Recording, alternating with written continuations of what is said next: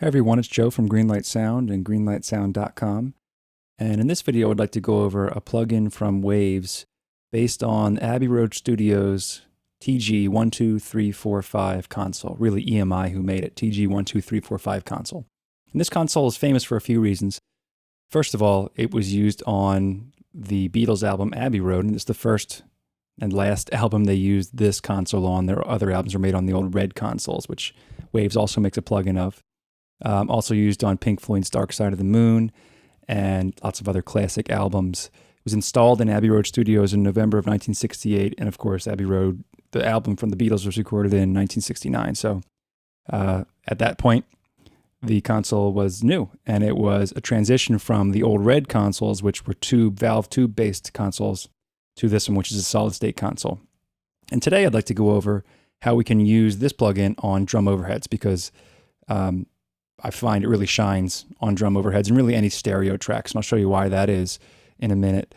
But first, I'd like to go through sort of the basic controls of the channel strip.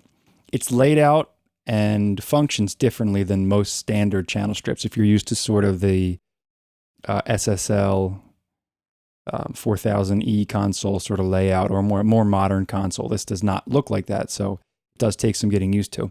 First, standard input trim up here. Then we go down to the dynamics section, where you have dynamics out, no dynamics at all, compression, and a limiter.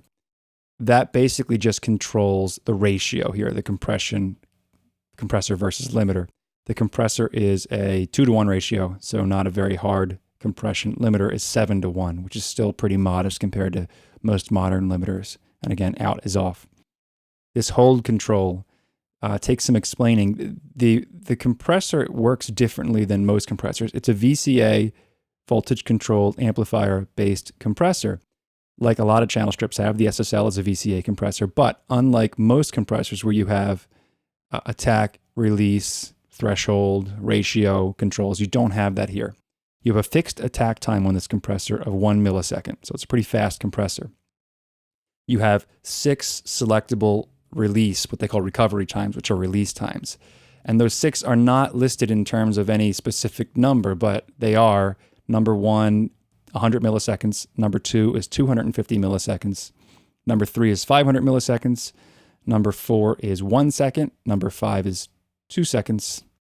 And number 6 is 5 seconds. You'll find that for most mixing duties, you're going to be in the left-hand side of things here in the faster release times. For maybe some, it depends on what style of music you're doing. If you don't want as much compression change and you want a very steady, controlled compression, use the right-hand side here. But much like a Fairchild, you'll see most people leave it on the first couple of notches over here. Similar to a Fairchild in that it has 6 different recovery or release times. The Fairchild's different in that 5 and 6 are program dependent and not a set recovery time. But when this compressor was made, Abbey Road Studios had Fairchilds in use that were used with the Beatles all the time, and they wanted to base their dynamic section of the console upon the Fairchild and Altex they had at the time. This is a standard mix control knob. This is nice, which not on the original console, a sidechain high-pass filter. If you want to make sure the low end of your signal doesn't trigger too much compression, you can engage that to allow the low end to get through without triggering the compression. Okay, so let me get back to the hold control. The way this VCA compressor works is the input signal is measured in terms of voltage in the original console. This hold control is a DC voltage control that sends a fixed DC voltage, less on 0, more on 100, back into the VCA. So what that basically means is this. When you're on this side of the hold knob, and the signal coming into the compressor does not exceed what you have in terms of voltage here, you're going to get a bunch of gain change up and down depending on the material you have. When you move over this direction and you're sending more of a DC current into the side chain of the compressor, you're going to have a fixed gain reduction. What that looks like is the meters slam down, not a lot of gain change going on, and you'll see that in action in a second. So again, on the left side, you see typical VCA, quick gain change up and down, and a smacky sound. Over here, just sort of a squashed fixed amount of compression. It's really hard to explain. It's really easy to see in action. Most of the time, you're going to be on this side of hold for your standard mixing duties. In the routing section, you can switch between EQ to dynamics to presence, which is this sort of mid-band control here. We'll look at dynamics EQ into presence or EQ presence dynamics, which is the default, and I'm going to leave it there for now. The EQ, it has a treble band with no frequency listed, and you can go plus or minus 10 dB. The treble is a boost. Well, it's unique because the boost is actually different than the cut. When you boost anything to the right of the 0 here, you have a bell shape filter at 5K. So you're boosting up to 10 dB at 5K with a bell. When you cut, when you go below 0 here and you're taking away, you have a shelf at 10K. So unique in that sense. You don't have to select different filter types. It just knows what to do. When you boost, you have a bell at 5K. When you cut, you have a shelf at 10K. So very unusual in that sense. The presence band in the middle here does give you selectable frequencies all the way from 500 hertz or 0.5K to 10K up here, and sweepable in between, or you can click on the numbers and choose the ones that they had laid out in the original console. And here is the amount of gain or attenuation for the presence filter. That's a bell as well. The bass, again, not listing exactly what it's doing. You just have a knob right and left.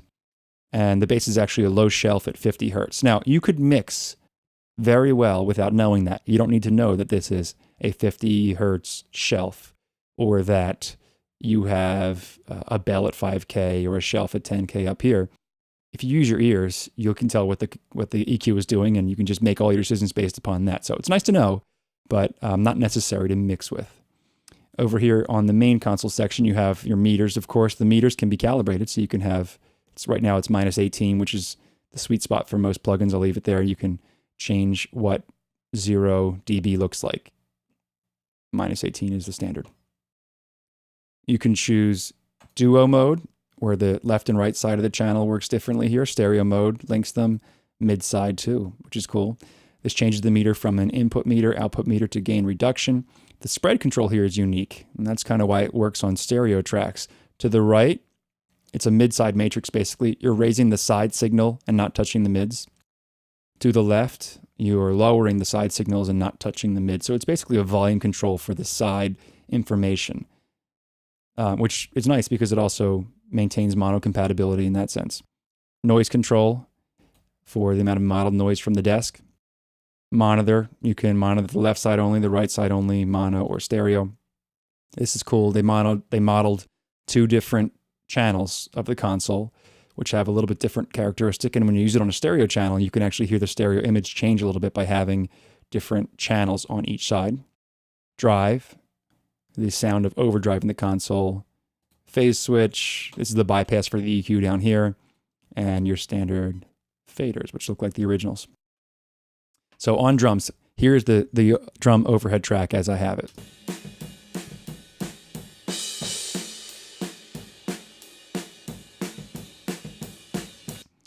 Okay, track. You don't get a lot of bottom end in that to begin with, so that's going to be kind of tough to work with. But one thing you can do when you have an overhead track like that is allow the overheads to give a lot of the energy to the drum sound. And the way we can do that is through the compression we have in the TG12345. So the first thing I'm going to do is engage the compressor. I'm going to leave the recovery time right at number 1, which is 100 milliseconds. The hold's over here, which remember, it means it's triggering the VCA and not giving a fixed amount of attenuation, but a varying amount, and you'll get a much different sound here.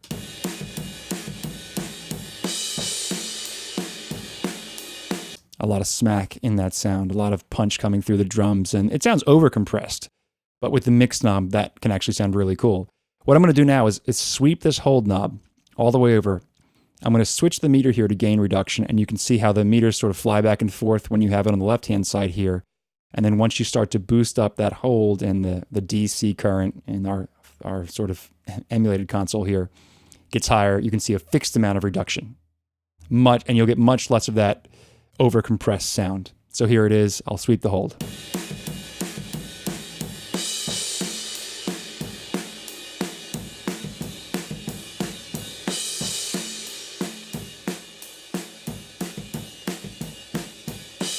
You can see about, I don't know, a third of the way up, you started to hear a big difference in the character of the compressor as the gain reduction started to steady out. I'll keep going now from 50 to 100.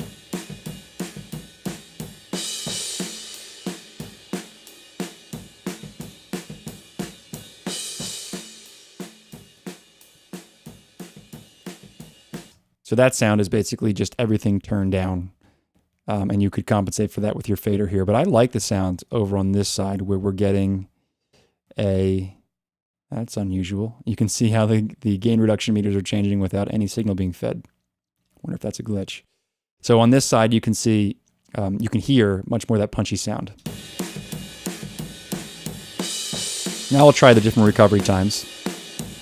250 milliseconds sort of minimizes the amount of smack you get. Doesn't sound so trashy. 500 milliseconds is nice because you get the punch without the completely squashed sound. 1 second, things get a lot smoother. 2 seconds. 5 seconds. Those two are much more sort of leveling style. So I'm going to leave it over here. Number 2, I think, sounded pretty good. Now I can draw back the mix knob. Now we have that dry signal mixed half and half with the compressed signal. I'll bypass it. Here's the original sound. Compressed. It's louder. I'll bring the fader down a little bit. Bypassed. On. I'm going to engage the limiter mode, see how that sounds.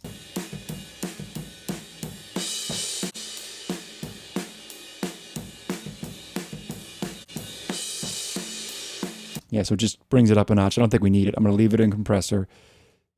Back to right in the middle for the mix knob.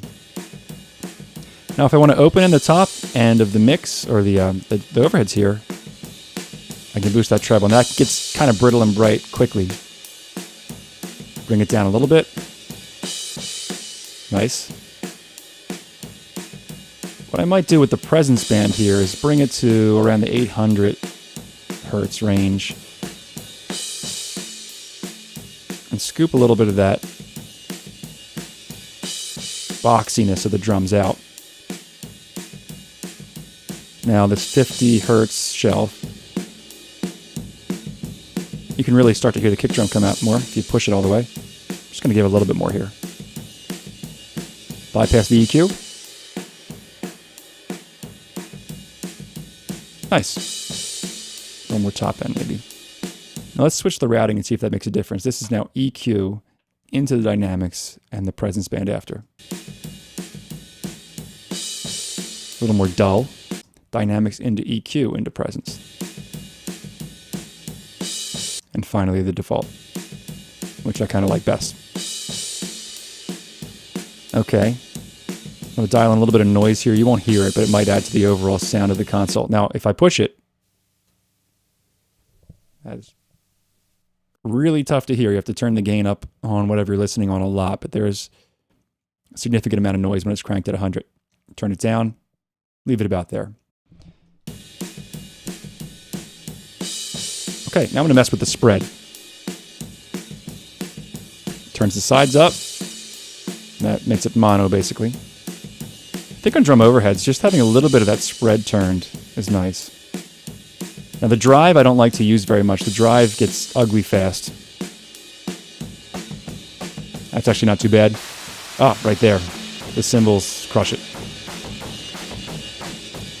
Cranked all the way. Might be cool as an effect, but as a general mixing tool, that wouldn't work. So we're going to bring that back down.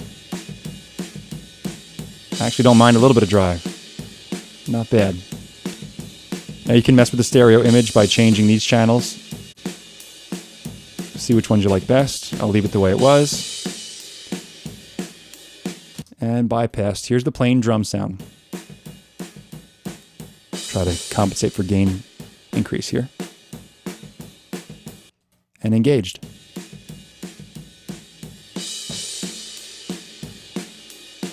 Bypassed.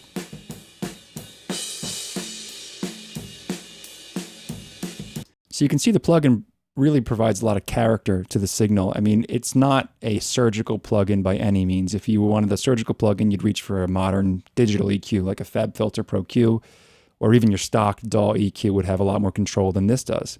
But what this plugin does that I think is cool is gives you a vintage sort of vibe of something that we don't have in our modern DAWs, which is limited options.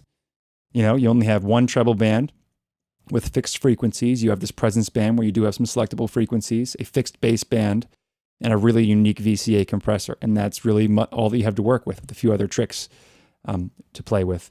But I think you can still craft a really cool mix. People have, obviously, with just this gear and a few outboard pieces.